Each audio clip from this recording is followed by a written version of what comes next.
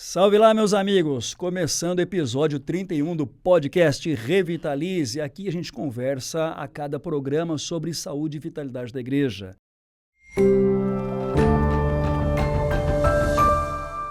Eu quero, antes de mais nada, pedir para você já deixar o seu like, deixa o seu comentário nesse vídeo, para que esse vídeo possa chegar a outras pessoas. A propósito, se você ainda não nos segue, entra lá no seu Instagram, nosso perfil é Revitalize_Inspirando Igrejas. A cada semana você tem pelo menos 2 a 3 posts falando sobre revitalização de igreja. Inclusive, entre lá porque os posts dessa semana estão fantásticos. E eu quero aproveitar para compartilhar com você 2 informações absurdamente importantes nesse episódio. A primeira, eu quero falar com você sobre a nossa primeira conferência, a Conferência do Revitalize, chamada de Imersão, onde nós vamos falar sobre vitalidade e missão nos dias 24 e 25 de outubro na cidade de Paulínia. Para você se inscrever é simples, entre no nosso perfil no Instagram, lá você já tem o link para fazer a sua inscrição. E a segunda informação importantíssima que eu quero compartilhar com você é que chegou a segunda tiragem do livro Revitalize. Já estamos na segunda milhagem. O livro está rodando o país e se você ainda não adquiriu, também pode adquiri-lo fazendo o seu pedido lá pelo perfil do Instagram. Papo de hoje especial, como sempre tem sido, e o nosso papo de hoje já começa com uma pergunta curiosa para você, que é o nosso espectador aí que nos acompanha. A propósito, deixa suas impressões nos comentários aí do YouTube. Muita gente imagina, muita gente pensa que quem sai do seminário teológico, já está prontinho para tudo. Já é pastor formadinho. Mas será que é assim mesmo? Então, para responder a essa e várias outras perguntas, nosso convidado de hoje é o pastor Carlos Henrique, mais conhecido como K.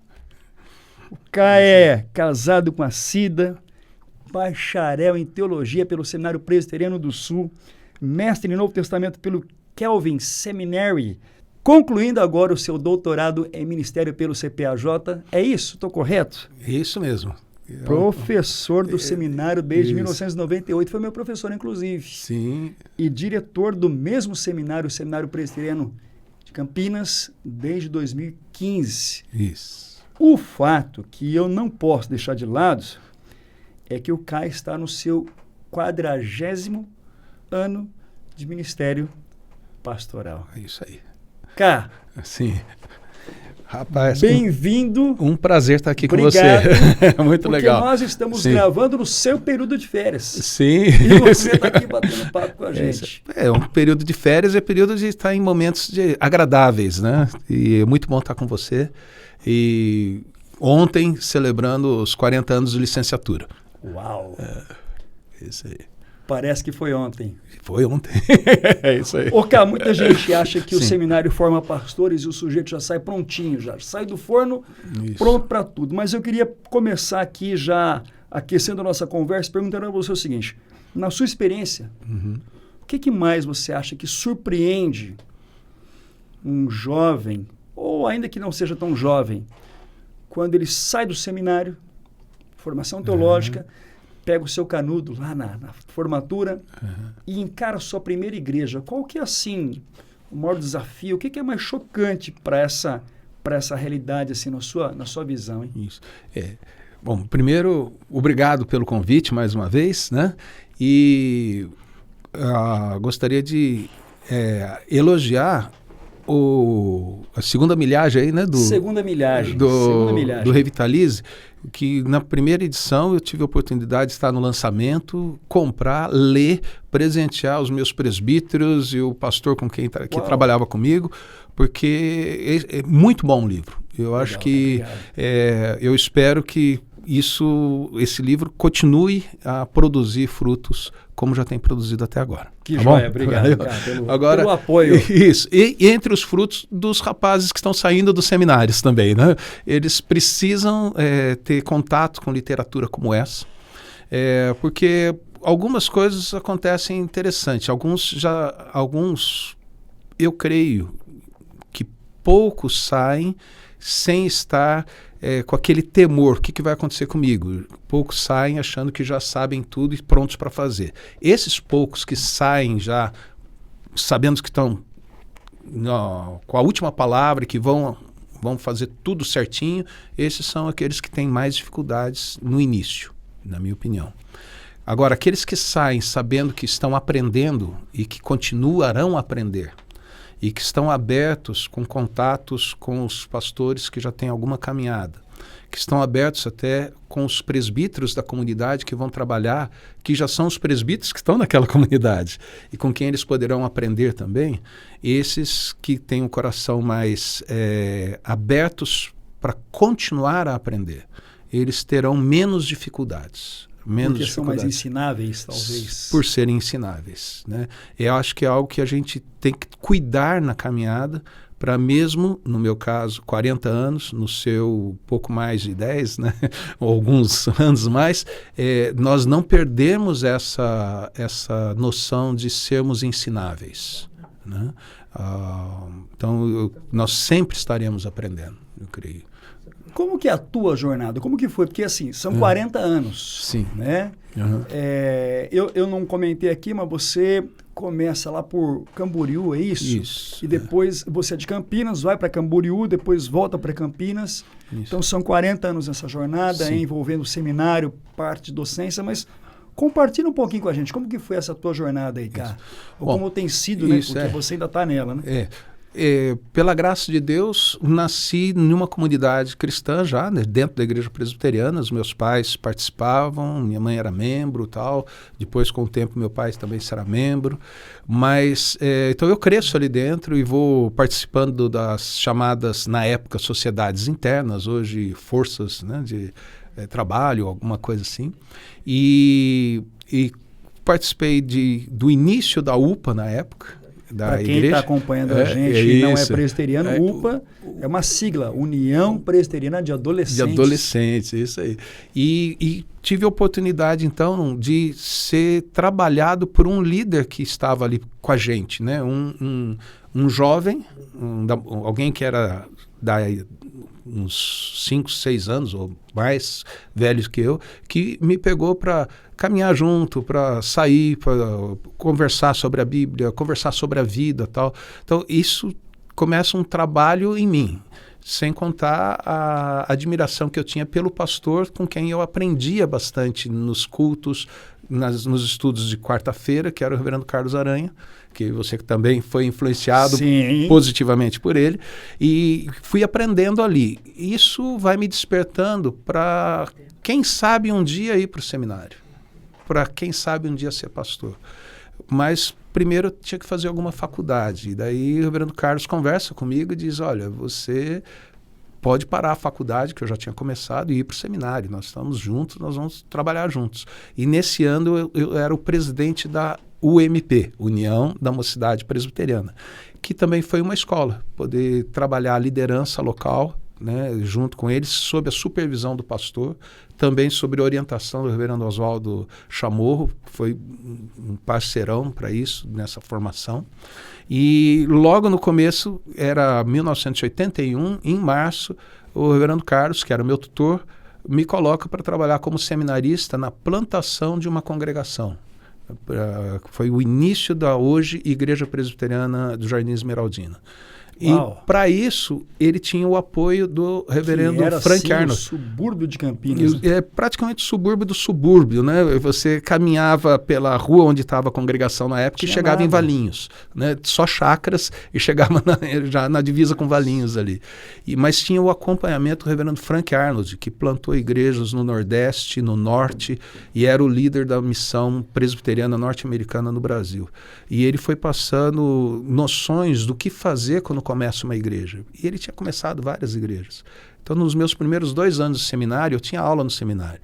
mas eu tinha um tutor que eu encontrava toda segunda-feira, todos os seminaristas sentavam com ele, os que trabalhavam na igreja presbiteriana, nas congregações, sentavam com ele e ele compartilhava como foi o fim de semana dele, nós compartilhávamos o nosso e aprendíamos nessa conversa. Isso, o Carlos Aranha.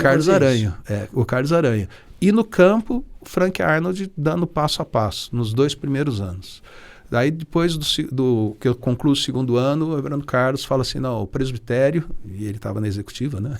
O presbitério transfere você para trabalhar com a igreja de Montemor. A igreja de Montemor que não tinha pastor residente.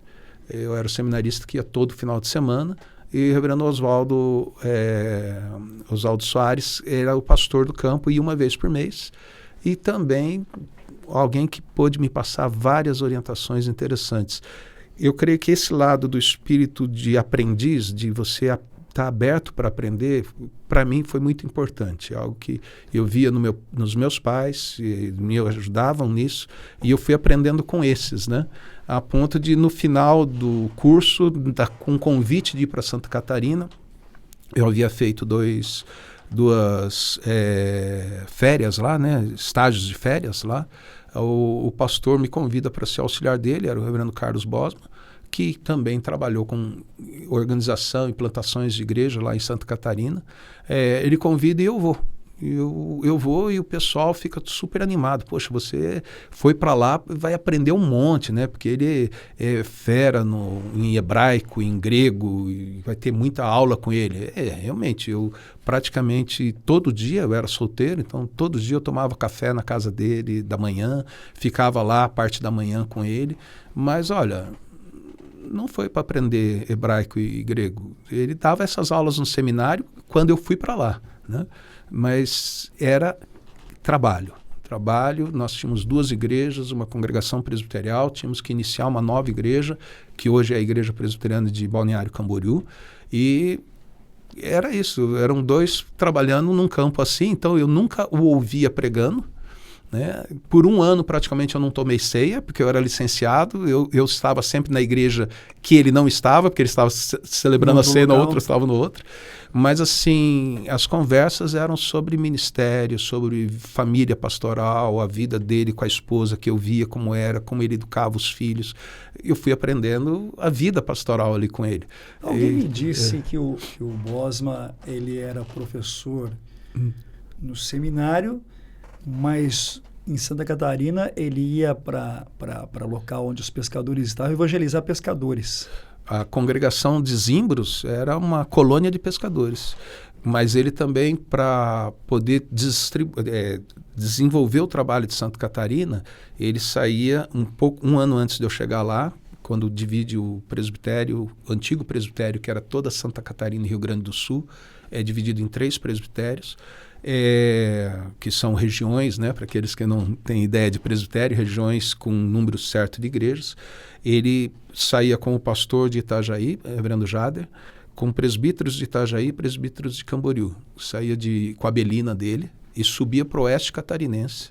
E ia deixando um em cada ponto para poder pregar e fortalecer as igrejas que não tinham condições, às vezes, de ser uma igreja com um único pastor e tal. E ele ia para o último campo. Esse último campo, às vezes,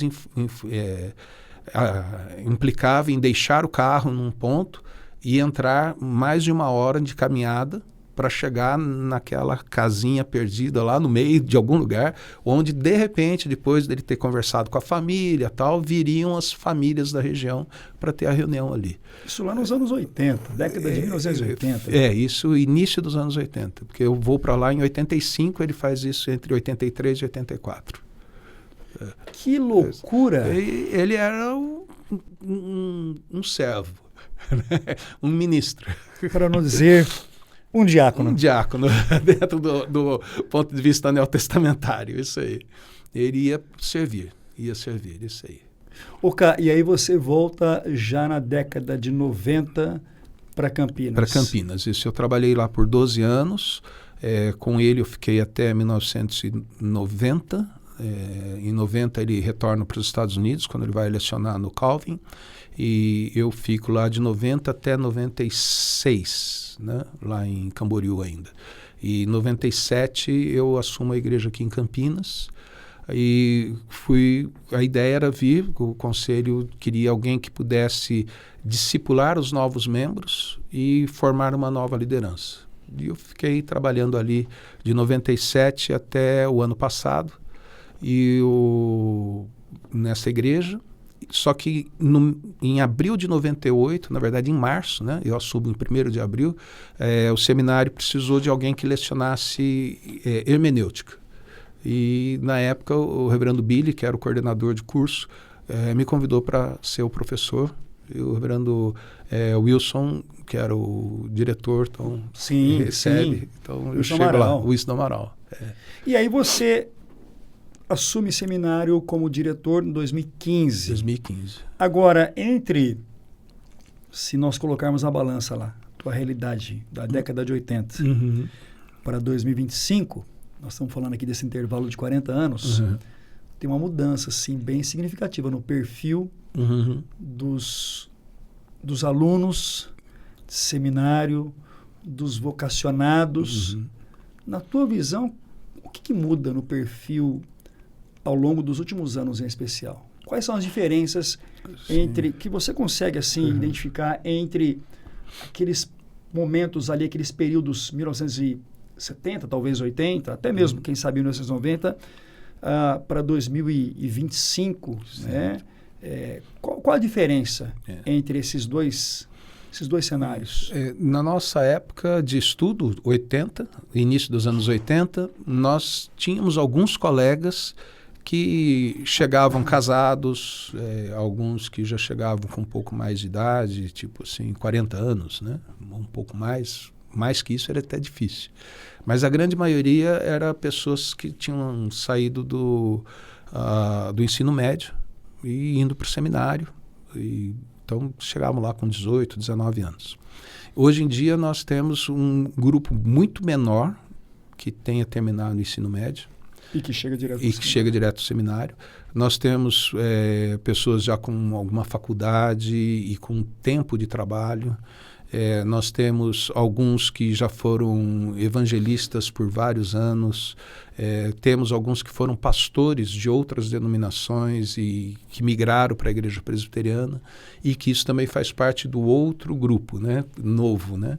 Na nossa época dos anos 80, a grande maioria eram alunos de história presbiteriana, né? Mesmo esses mais novos, mesmo que fossem convertidos há pouco tempo, mas era uma caminhada presbiteriana, não tinha uma experiência em outra denominação evangélica. Hoje em dia nós temos um número interessante de alunos que migraram nesses últimos anos de alguma denominação evangélica para a presbiteriana e então vêm para o seminário presbiteriano. Alguns, inclusive, que foram líderes, pastores dessas outras denominações que vêm estudar conosco daí, porque os presbitérios encaminham. Ou seja, são realidades extremamente diferentes. Sim. Até porque a cultura é diferente, né? Sim. Ou seja, quando você olha para os anos 80, os anos 90, você não tem a mesma diversidade em termos de denominação como você tem hoje. Não. Eu fui no Geração 79, eu participei, eu era pré-mocidade, né? Estava quase entrando na mocidade. Fui no Geração 79 e fiquei impressionado no final do encontro, que era pouco mais de 4.000 jovens, e foram chamadas as denominações diferentes que participaram daquela semana do evento, né? E eram praticamente umas 40 e poucas denominações. Eu fiquei assim impressionado, quantas denominações, né? Hoje, num bairro, talvez você encontre um pouco mais, né? Dependendo da cidade que você tiver. Sem fazer muita força. O seminário hoje, eu acho que ele tem um grande desafio, né? Porque a gente está vivendo num mundo com facilidades em vários aspectos, com tecnologia, com informação como nunca houve antes, mas ao mesmo tempo é um cenário de complexidade. Ou seja, você está falando aqui, a gente está trazendo isso à tona, você tem hoje um número de denominações absurdo, de diferenças doutrinárias absurdas, de pensamentos extremamente diferentes e tem para todos os gostos. Ou seja, a gente tem uma complexidade, um mundo muito mais complexo do que você tinha há 20 anos atrás, 10 anos atrás.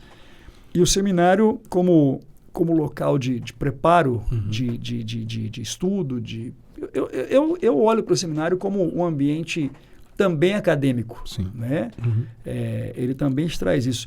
Como que o seminário hoje ele prepara, cá, gente para responder a esse mundo tão complexo e desafiador? Peraí, não terminei minha pergunta. Onde há uma igreja também complexa? Porque quando você volta no tempo, aí, talvez há 20 anos atrás, há 30 anos atrás, em tese, você vai pastorear uma igreja onde tem 80 pessoas, 60 pessoas, 100 pessoas, e todo mundo pensa mais ou menos de forma parecida. Mas hoje não. Hoje, num grupo de 40 pessoas, todo mundo pensa diferente. A complexidade é absurda. Como é que o seminário prepara gente para lidar com isso? Hein? O seminário tem um grande desafio mesmo, dentro dessa realidade e a forma que ele tem tentado preparar. Porque nós recebemos essas pessoas. Né? Então, nós recebemos essas pessoas diferentes, né, de diferentes opiniões e complexidades, e nós também temos que trabalhar com elas para prepará-las para trabalhar lá.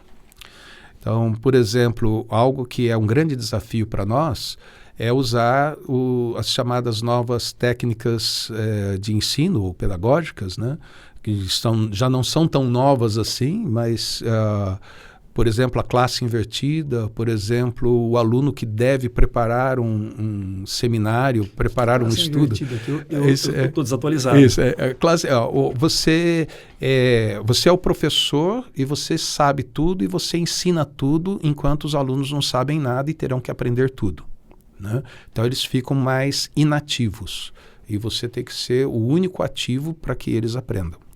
Na invertida, você, ainda que entenda que você saiba, e você saiba que eles sabem alguma coisa, mas não sabem tudo, né? Você deve provocá-los para que eles corram atrás do ensino, do aprendizado, e a classe seja um local de conversa e crescimento juntos, para que você esclareça dúvidas, e oriente, e aponte. Mas não necessariamente que você defina tudo ali logo de cara. Eles têm que trazer e têm que participar do ensino. Então, um exemplo seria, no meu caso, quando eu peço para os alunos, olha, vocês leiam um capítulo. O capítulo termina com alguns exercícios. Vocês fazem os exercícios. Vocês têm uma semana para fazer isso. Se vocês dedicarem de 20 a 30 minutos, como a introdução do livro fala que é para fazer, vocês vão conseguir fazer isso em 2, 3 dias e já vão começar a surgir dúvidas do que vocês leram e do que vocês estão aplicando no capítulo. Então, nós temos um grupo de WhatsApp. Coloquem as dúvidas lá. Você põe a sua dúvida, o colega que leu e entendeu e tem a resposta vai poder responder para você. E eu vou seguindo a conversa. Agora, se não tiver uma resposta adequada ou falta a resposta, eu entro na conversa. E quando tem a adequada, eu entro concordando com a resposta e aprovando a resposta. Então, quando a gente chega no dia da aula, eu vou esclarecer as últimas dúvidas que ficaram e resolver. Esse ano, por exemplo, nesse último semestre, numa das aulas, com o segundo ano, eu não lembro a lição exata, mas, por exemplo, era a lição 19. Eu comecei a aula e falei assim, bom, como hoje nós vamos estudar a lição 20, ela trata sobre isso, papapá, e fui falando da lição 20. Com uns 5 minutos ou 6, um aluno falou assim, professor, mas nós não estamos na 19? Eu falei assim, eu acho que não, porque ninguém teve dúvida, ninguém postou nada no grupo. Ah, não, mas nós estamos com dúvida, nós não sabemos como que é aquele exercício. Eu falei, mas ninguém pôs no grupo. Mas também não tem, então falta essa iniciativa de vários deles e essa provocação que alguns professores tentam fazer como outro método, que seria, olha, o que nós tivemos que fazer na nossa época de seminário, mas agora tem sido mais usado por mais professores, não só no seminário, mas nas universidades, a divisão de temas para apresentar seminários. E o professor comenta o seminário. e o professor introduz o assunto ou depois conserta algo, eles não querem. Eles falam, não, nós estamos aqui, nós viemos aprender, nós não viemos ensinar. Sim, mas eles vieram aprender a aprender também.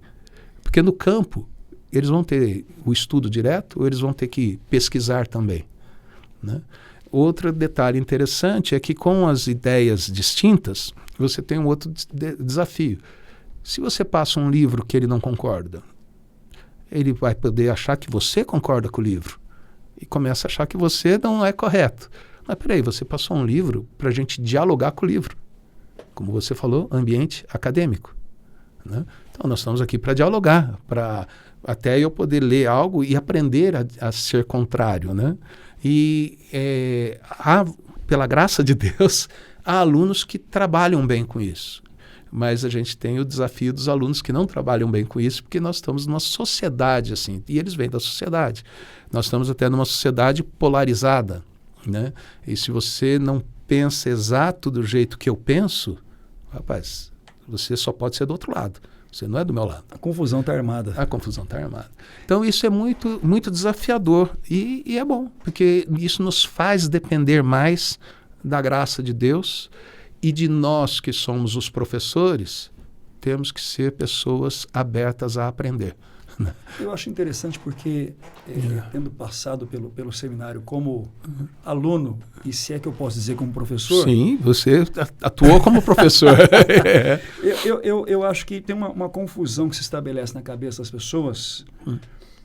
O seminário ele é uma extensão, em parte, da igreja. Sim.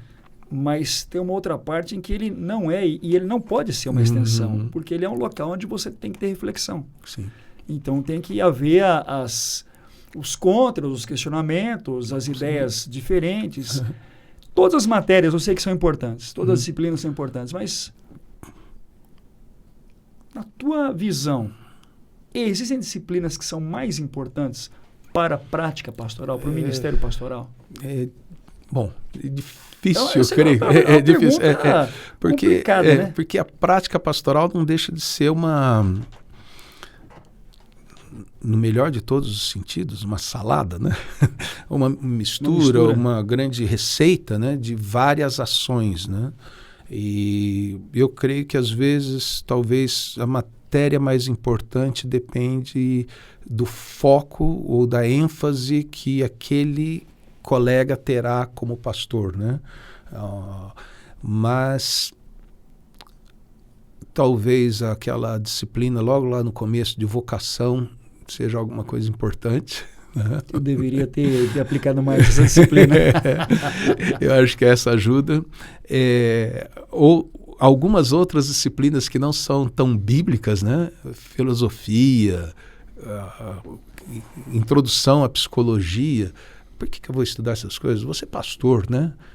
Fazem falta na caminhada depois, porque pelo menos noções nessas áreas eu tenho que ter. Agora, todas elas acabam tendo a sua importância. Acho que é difícil pôr, assim, essa é a top, né?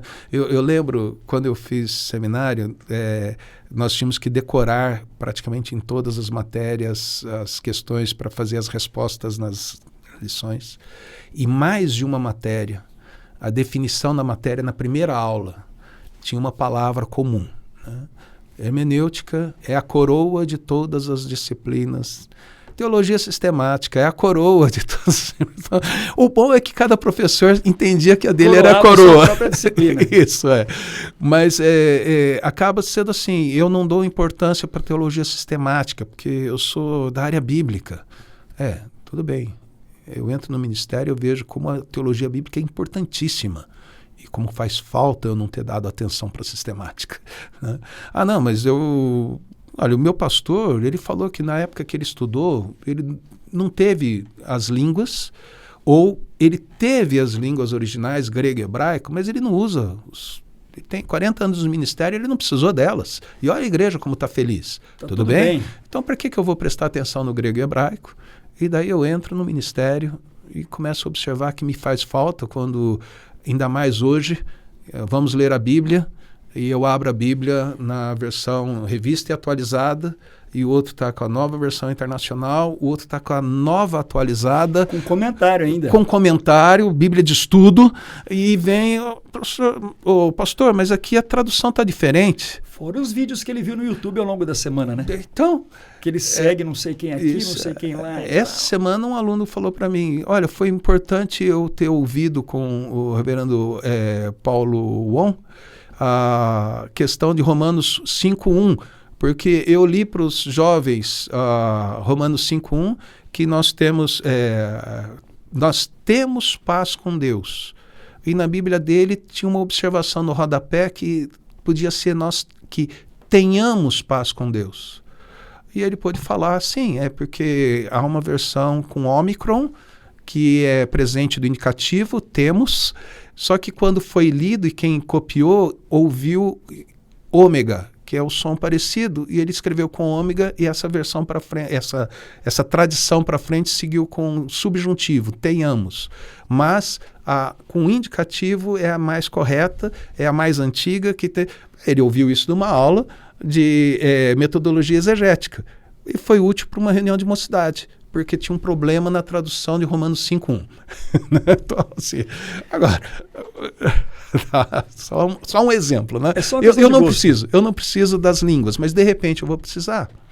Nós temos uma professora emérita muito extraordinária, que a matéria dela, na área que ela dava na época, não era muito bem quista pelos alunos, porque, poxa, por que eu preciso estudar educação cristã? Se eu cresci numa igreja e participei da escola dominical desde o hall do berço até o fim, o que eu tenho para aprender aqui? Eu não quero nada. Não dou atenção, faço o básico, tenho as notas, a professora é legal, me passa, que bom, não preciso dela. Tá bom. 2, 5, 10 anos depois, na época ainda sem WhatsApp, para dificultar para o ex-aluno, agora pastor, interubando para ela. Professora, parece que numa aula a senhora falou sobre classe de adultos, eu estou com uma dificuldade aqui. Por que você não prestou atenção na aula? Ela não falava isso, né? Ela, com todo o carinho que ela sempre tem, ela conversava e chegava a mandar material para ele poder aperfeiçoar o ministério dele, porque ele não quis prestar atenção na época uma matéria que não ia fazer diferença no campo. Então, assim, eu creio que toda matéria é importante, mas vai depender da minha queda. Especialmente se eu já fui, como hoje em dia tem aqueles que foram evangelistas, eles já chegam com algumas dúvidas práticas. E eles sabem que algumas matérias não serão úteis, porque outras foram aqui, ele sentiu falta no campo. Só que, e o próximo campo? Pode ser que alguma outra matéria que seja mais importante, né? Então, isso tem, eu vejo esse lado das matérias, né? Essa possibilidade de você ter uma caixa de ferramentas. Sim. E em cada circunstância você recorre a uma ferramenta da caixa. E isso aí, especialmente, e procurar não precisar, assim, por exemplo, não tenho martelo, então eu vou pegar aqui a chave de fenda para dar umas pancadas nesse parafuso. Não é a melhor opção, né? Mas ter a ferramenta certa sempre. Vamos falar um pouquinho de choque de realidades, né? De mudanças. Quando a gente estava falando do teu período de formação, você citou o nome de pelo menos 2, 3 pastores com quem você caminhou, que você tinha o seu tempo de seminário, mas tinha os encontros, as conversas, e aí essas realidades, elas se conectavam. Então, havia o conteúdo teológico, certo? Sim. Formação, e aí a prática, e essas duas coisas somavam e, de uma certa maneira, parece que isso acabou gerando o seu jeitão de pastorear. Mas o que você aprendeu dentro do seminário parece-me que estava muito conectado com o que você viveu fora de sala. Você pegou um cara como o Bosma, que dá aula de disciplina essa ou aquela dentro da sala, mas você vai para o campo e vive com alguém como ele, diz assim, puxa, agora eu estou entendendo. Né? A gente vive num tempo onde, me parece, e você pode me corrigir se eu estiver equivocado, que muita gente está preocupada e também os nossos candidatos aí ao Ministério Pastoral a se tornarem conhecidos, talvez similares aos influencers. As referências são assim bem elevadas, bem elevadas. E essas referências não necessariamente se conectam àquilo que ele tem, que ele recebe dentro de sala de aula, aquilo que tem a ver com a formação teológica. E quando ele termina o seu curso e vai para o campo, ele percebe que aquilo que era expectativa não se torna realidade. Está muito distante. Como lidar com expectativas irreais? Como lidar com expectativas equivocadas? Em que conselhos podem ser dados, se é que podem, para aqueles que almejam coisas irreais? Isso. Eu acho interessante. Eu já conversei com não aluno. Eu digo não aluno porque ele nem tinha feito o processo de admissão, a prova para poder entrar nos seminários.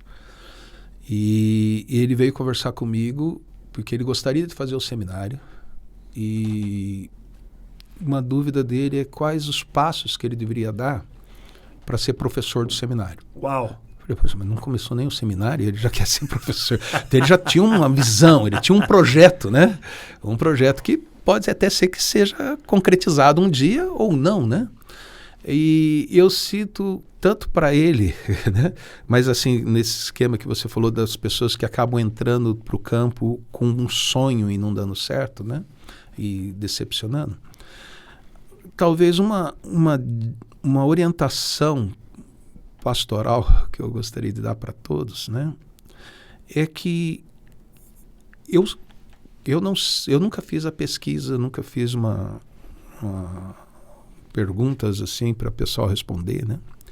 Mas eu sinto, pelo menos, que não só nas comunidades, nas igrejas locais, mas mesmo entre alguns que vão se formando para o pastorado, tem crescido a falta de um hábito que os nossos pais tinham e que a gente via em outros irmãos da igreja, que era um hábito de ler a Bíblia e orar, de ter um momento a sós com Deus, um tempo de devocional, de busca, de orientação para as tarefas do dia. Lendo um livro simplesinho do nosso amigo John Stott, né? Sobre líderes, alguma coisa assim, ele coloca a questão da devocional, ele fala da devocional dele, que ele fazia toda manhã, que inclusive ajudava dele não errar a agenda, porque ali ele orava por tudo que ele teria que fazer no dia, então ele lembrava até de algumas coisas que ele estava anotado que aquele dia ia acontecer. Então ele fazia toda manhã, para ele era melhor fazer pela manhã, e ele fazia pela manhã e ele lia e via o que poderia fazer. Num outro livro sobre oração, fala-se do... Essa dica, aliás, é muito boa. Isso. Eu não tinha colocado isso no meu devocional.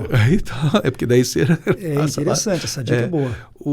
Outra tradição que se fala é do nosso amigo Lutero, né? Que foi um nome, referência tal, diz que ele orava uma hora por dia para poder desenvolver tudo que ele fez na vida. Aliás, tem uma fala que atribui-se a Lutero, dizendo, ele afirmava, né?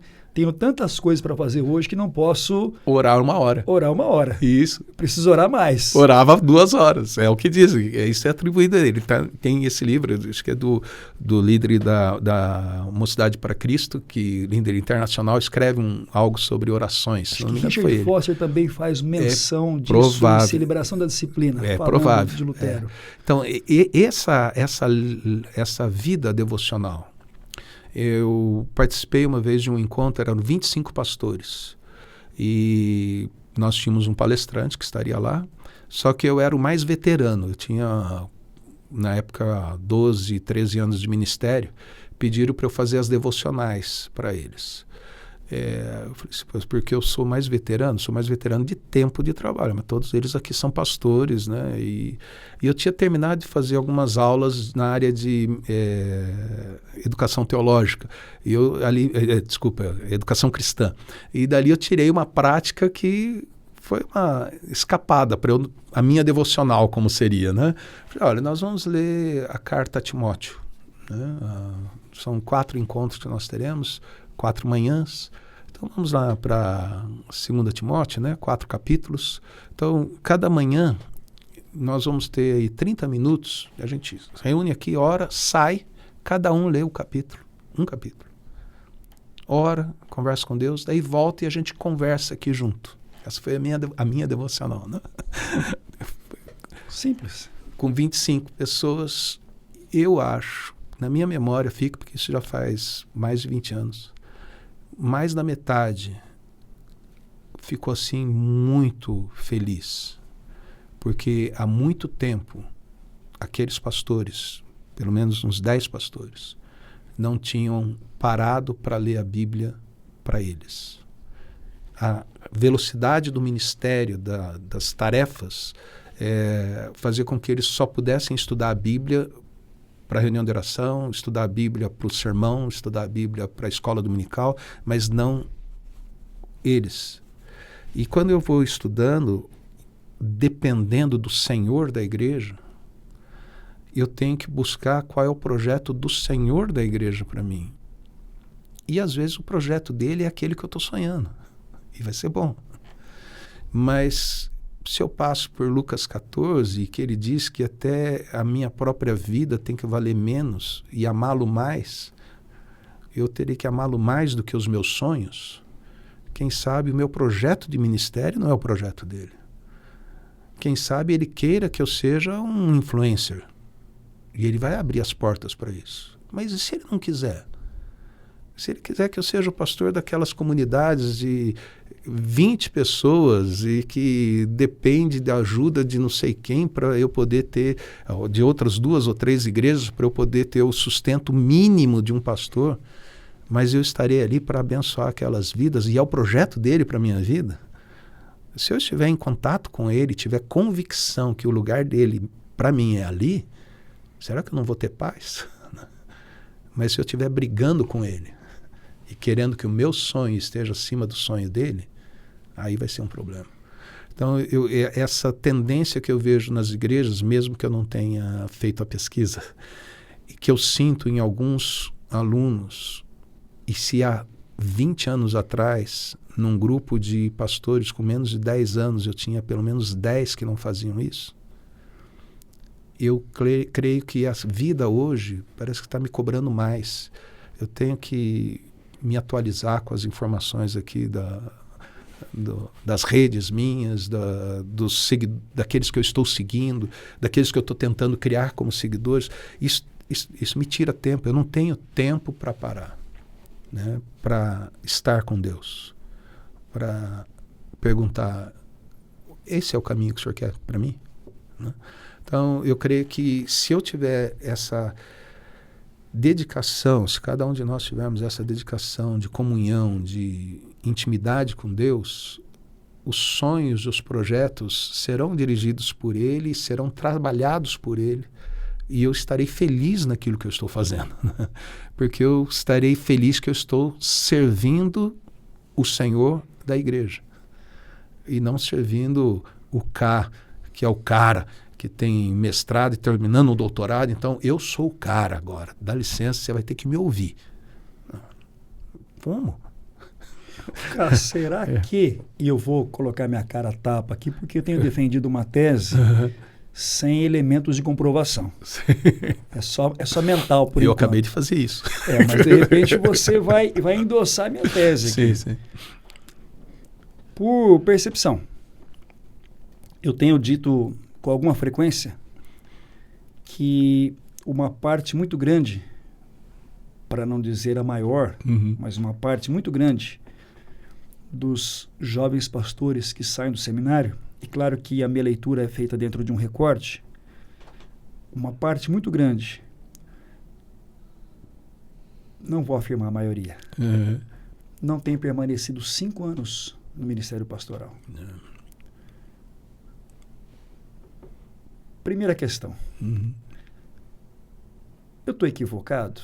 Segunda pergunta. Se eu estiver correto, não equivocado, ter a ver com o que você está falando, desta falta de piedade, de voltar aos princípios simples, de retornar à vida de quem está submisso aos projetos divinos e não aos projetos de sucesso? É possível que você esteja certo. Eu também não tenho acompanhado essa estatística. Eu tenho contatos de líderes de turma praticamente desde os anos 70, ou representantes de turmas desde os anos 70 do nosso seminário, e procuro enviar alguma coisa para eles, pelo menos uma vez a cada 2 ou 3 meses, para eles divulgarem para suas turmas. Teve um caso só que eu convidei para uma celebração de, eu acho que era 15 anos de formatura para esse ano, e a pessoa falou assim: olha, muitos da minha turma não estão no ministério. E eu achei muito estranho, porque da minha turma éramos quase 40 e pouquinhos, que nos formamos em 1984. Nós temos 2 que não estão no ministério, né? E um que é pastor de uma outra denominação, na história ele migrou, mas os outros todos estão no ministério, está com Jesus Cristo, está servindo, e os outros todos têm uma ação ministerial extraordinária, assim, desde igrejas simples e pequeninas até igrejas no exterior, o aconselhamento pastoral, diferentes tipos. Todo mundo engajado. Então, assim, essa ideia do que eu já sei muita coisa e eu aprendo muito só eu pesquisando, fazendo tudo e não dialogando com pessoas de carne e osso. Eu acho que isso, essa falta de espírito de aprendiz, né? Que, como você falou, eu tive colegas com mais experiência e até hoje eu ainda busco um ou outro para poder conversar, trocar ideia. E tenho alguns irmãos e colegas que são mentores, podemos dizer, não oficialmente, né? Não aquele encontro semanal, formal, mas que servem assim. Parece que para alguns faltam. Eu fico, por exemplo, eu acho extraordinário. A gente tem o que eu vou extraordinário. Eu tenho aí o reverendo Noedi e o reverendo Márcio Caria. Sim. Né, dos nossos presbitérios. Próximos aqui em Campinas. Eles criam o PAS, Projeto de Apoio ao Seminarista. Um projeto que se reúne ali num espaço da Universidade Mackenzie, que é ao lado do seminário, para sair do clima seminário. E quem quiser ir, vai. Sentar com eles, conversar com eles, trabalhar com eles. E eles orientam esses seminaristas.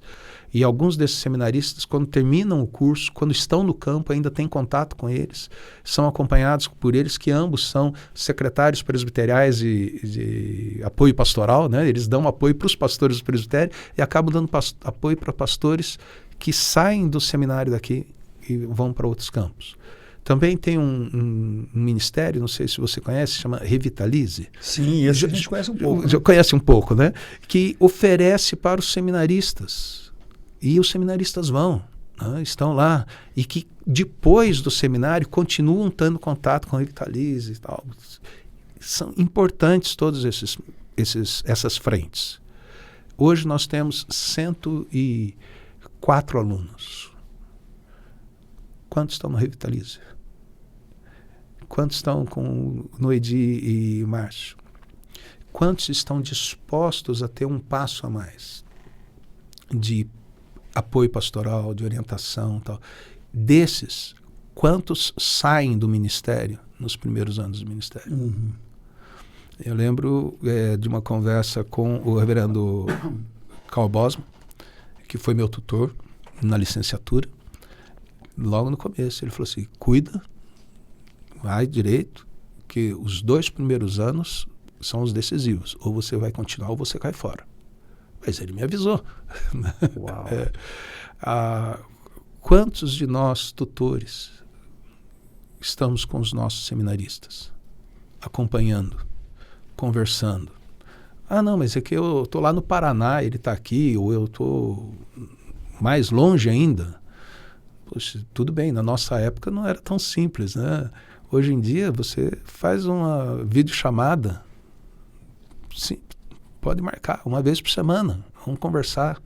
vamos trocar ideia, vamos orar. Vem aqui, precisa, eu vou aí. Então, assim, esse lado do acompanhamento do tutor, do acompanhamento do pastor do campo que está enviando o seminarista, né? O que é feito antes com ele, né? Antes dele vir para o seminário. Graças a Deus, nós temos colegas que fazem um acompanhamento extraordinário, pastoral, importante.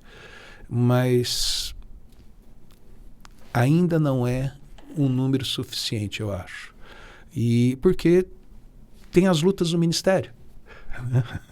Nós temos os dois extremos aí, porque nós temos uma fragilidade em quem está entrando no processo e em quem deveria estar acompanhando. Isso.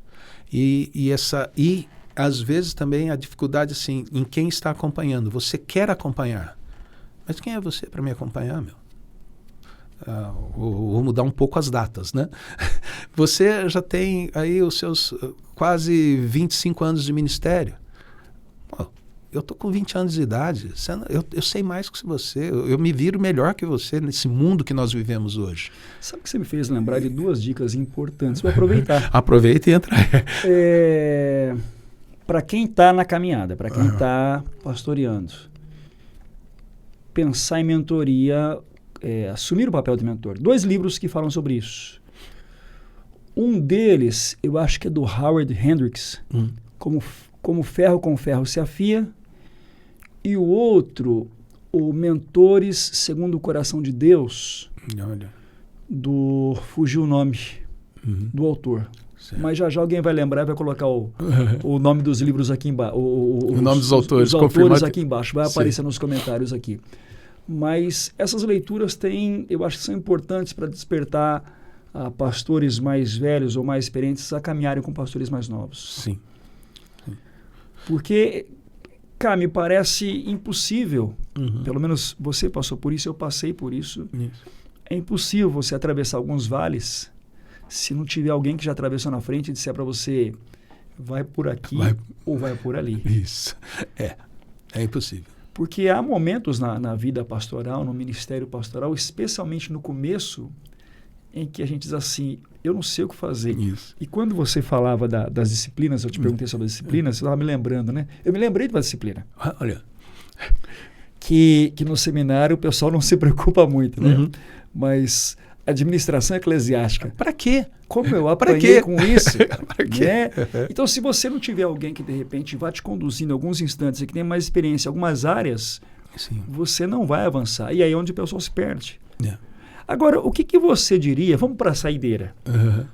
Uma palavra de encorajamento para quem, porventura, está pensando em deixar o ministério. Está no comecinho, talvez, da caminhada. E está pensando em deixar tudo. Sim.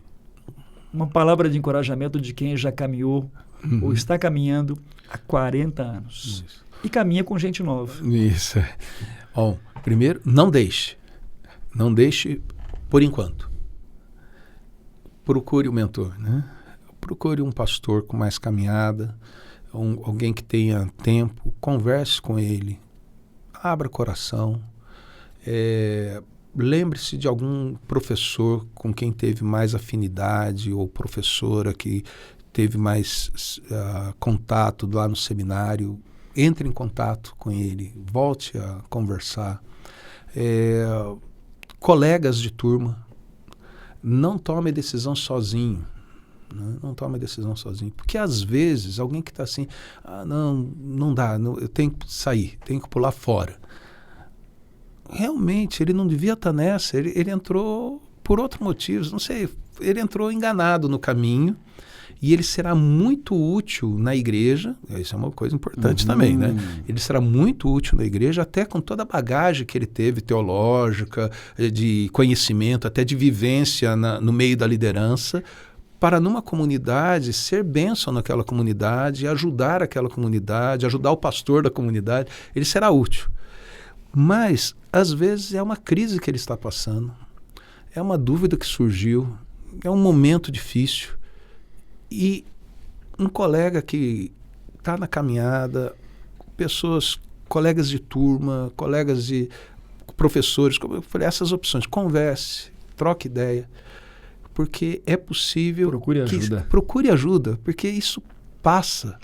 E quando passar, ele vai lembrar, talvez, ele um dia, ele vai estar lendo assim, segundo aos Coríntios, né, e fala que bendito Deus de toda consolação, que permite que a gente passe por momentos difíceis para que a gente possa consolar outros quando passarem. Poxa, momentos difíceis no ministério teremos sempre. Sempre. E não são poucos. E não são poucos. No meu início, a gente guarda coisas mais do início, então o Bosma dizia assim, olha, quando estiver tudo bem, muito tranquilo, estiver caminhando assim, ótimo. Calmamente. Então se prepara, porque o que vem vai ser mais pesado do que qualquer outro que já veio. Porque tem momentos assim pacíficos, né? É um momento que, na dica dele, Deus está dando um momento de eu poder renovar e me fortalecer, porque vem uma coisa grande pela frente. E essa coisa grande vai ser pesada. Mas não vai ser impossível, porque você não está sozinho. Fica uma dica para quem gosta de corrida, né? É assim, depois da descida, se prepara, porque vem a subida. Vem a subida. Então, esteja aberto para essas... E não deixe de, no mínimo, mas não pode ser só, o momento da devoção, o momento devocional, porque ali há uma renovação de forças, mas não dependa só desse momento mágico, que não é mágico, é um momento importante da caminhada. E nesse momento ele também poderá dizer, olha, conversa com o Jorge, conversa com o Otávio, vai atrás de alguém, né? O apóstolo Paulo, em momentos difíceis, ele põe assim, que bom que vocês me ajudaram. Ele já era super experiente, em 2 Coríntios ele conta, olha, eu estava lá, abriu-se uma grande porta, mas eu não tinha um apoio ali, estava meio angustiado e fui embora. Ele tocou para frente, mas ele não deixou o ministério, ele só não aproveitou aquela porta aberta, 2 Coríntios 2 está claro. Mas é logo antes dele falar que Cristo sempre nos conduz em triunfo. Então, veja, a devocional e a abertura para a companhia de amigos, de parceiros de ministério, o próprio Paulo, se ele é tão importante como um grande líder, tá? Mas quando ele está indo para Jerusalém, vai fazer aquele resuminho lá do sumário, né, conforme a exegese diz, de Atos capítulo 20, ele tem 7 companheiros, 7 discípulos, 7 auxiliares, 7 parceiros. Ele não está sozinho. Então, ele divide a jornada. Também, então, outra frase do Bosma, veja, ele não me ensinou grego e hebraico, né? Ele deu aula de hebraico, o tipo hebraico avançado, quando eu fiz um mestrado. Mas isso eu já estava com quase 20 anos de ministério, quando ele falou isso para mim, né? Mas lá no comecinho, havia um pastor que não era assim muito apoiador do ministério dele, né? E era de uma cidade próxima lá de onde a gente estava, e a gente precisou ir na cidade desse colega, né? Eu era licenciado ainda, primeiro ano meu, né? Ele estava indo lá e falava, vamos parar aqui. Eu falei, pastor, lá na reunião do presbitério, o senhor viu que ele falou? Não, mas ele é nosso colega. Vamos parar aqui, vamos tomar um café com ele. O pastorado é a caminhada mais solitária que existe. Se você não tomar cuidado, você fica sozinho. Vamos tomar café com ele. Daí eu aprendi, ele não fez isso, mas daí eu pensei, eu tenho que ser solitário ou solidário. É só mudar uma letra. Ou eu fico junto com os meus colegas, ou eu me isolo. No mínimo. E numa igreja, eu tenho os presbíteros. Ou eu fico junto, ou eu me isolo. Eu tenho que ter parceria. No presbitério eu tenho os colegas. Poxa, eu tenho que animar isso. Tenho que dar vida para isso, né? A solidariedade, não a solitude. Não a solidária. Não a solidão. A solitude é importante, mas não a solidão. A dica seria, então, não caminhe sozinho. Não caminhe, nunca.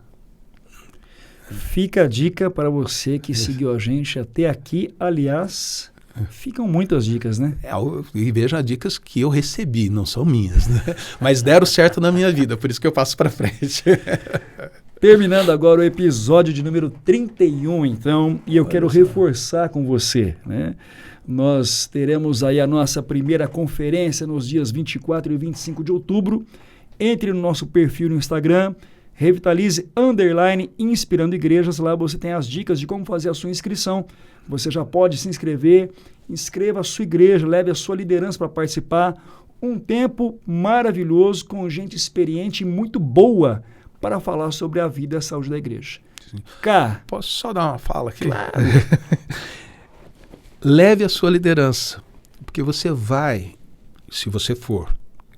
E a gente espera que você vá, né? Se você for sábio e for, você, puxa, que interessante, que ótimo, vou fazer isso.